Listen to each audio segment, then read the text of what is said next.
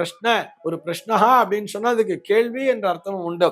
இவர் கேட்கக்கூடிய கேள்விக்கு நாம் பதிலளிக்கலாமா என்று அதிலே பார்ப்பார்கள்.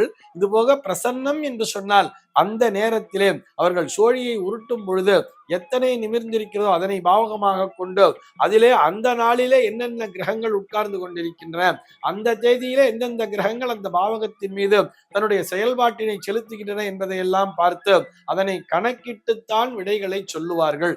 அது கூட அந்த விடைகளை இன்னும் ஒரு 2 நாள் கழித்துத்தான் சொல்லுவார்கள். அப்படி அவர்கள் சொல்லும் பொழுது முழுக்க முழுக்க அவர்கள் சொல்வதாக சொல்ல மாட்டார்கள். இது அனைத்தும் தெய்வ வாக்கு என்பது போல அம்பிகையே பேசுகிறாள். அந்த நவக்கிரக நாயகியாகிய அந்த அம்பிகையை பூஜிப்பதன் மூலமாக அவர்களிடத்தில் அந்த அம்பிகையோட சக்தி உள்ளே இறங்கி அதன் மூலமாக அதற்கு விடை அளிப்பார்கள்.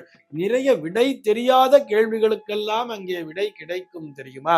ஏன் நாம் பிராக்டிக்கலா பார்த்திருப்போமே, அந்த தேவ பிரஷ்னத்தின் மூலமாகத்தான் எத்தனையோ நூற்றாண்டுகளாக மறைந்திருந்த பொக்கிஷமானது, அந்த திருவனந்தபுரம் அனந்தபத்மன சுவாமியினுடைய பொக்கிஷமானது இந்த தேவ பிரஷ்னத்தின் மூலமாகத்தானே வெளியே கொண்டு வரப்பட்டதுங்கிறதையும் பார்த்திருக்கோம் இல்லையா?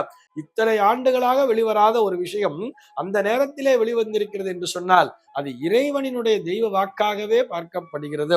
ஆக தேவ பிரஷ்னம் என்பது அந்த தேவ என்கின்ற வார்த்தையினுடைய பொருளை புரிந்து கொண்டு அது முழுக்க முழுக்க இறைவனினுடைய அருள் வாக்குதான். ஆனால் அதில் அவர்கள் பயன்படுத்தக்கூடிய கலை என்பது அங்கே ஜோதிட கலையையும் ஒரு கருவியாக பயன்படுத்திக் கொள்கிறார்கள்.